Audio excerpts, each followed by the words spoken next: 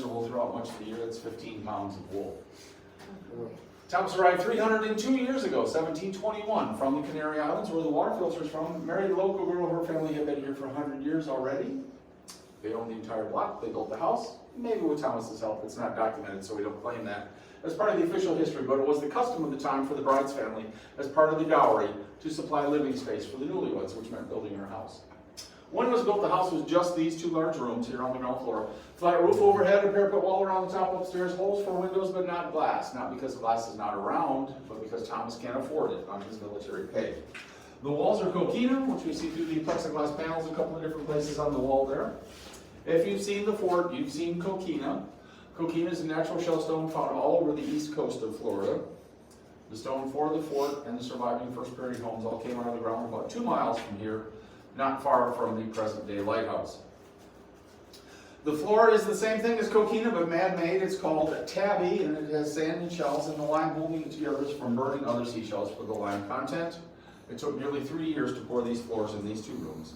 Basically a bucket a day. That's why the floor has the patchy look to it.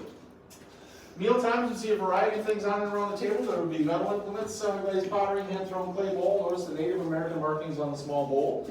Glazed pottery from as far away as Mexico. Fine china is around. Thomas can't afford that. The food itself, beans and rice, fruits and vegetables from the garden area, fish and shellfish from the bay, only a block behind you, and they traded with the local natives for things like venison and wild turkey. Of course, they had their own food animals, but not refrigerators. That means they ate meat differently. You would kill a goose, for example, and then you would have goose meat for the next 3 or 4 or 5 meals until it was gone or spoiled. Fresh meat was pretty much a treat, maybe something you only had every twice a month maybe. This device is called a rat rack. It is to keep rats out of any food inside the house. Normally the food is kept in the outdoor kitchen. The idea is the rat has to crawl along the beam down the rope and onto the moving platform. He doesn't like that the platform is moving, so he tends to stay away. It would be one of the chores for the children to keep this thing moving throughout the day. Light after dark, supplied by an oil lamp filled with whale oil. The other option being making candles. Candles take time and material not always available in a military outpost like St. Augustine was in 1720.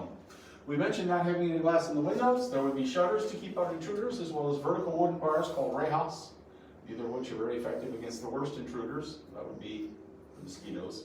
How do we deal with those? We have to have a fire in the fire pit known as a brazero each and every night. Even July and August, when it's going to get down to 80 at night, you have to have a fire to make smoke to drive the bugs out. So at bedtime it's pretty uncomfortable, hot, smelly, smoky, and crowded. There were 10 Gonzalez children, plus the 2 adults living here in these 2 rooms. 6 of those kids lived to become adult. That was very good in that period of time. Not unusual to lose 3 out of 4 babies, so she did very well keeping 6 alive. So it's crowded and noisy at bedtime as well. And you're sleeping on the comfortable cement floor. Your bed in that period of time, known as a pallet,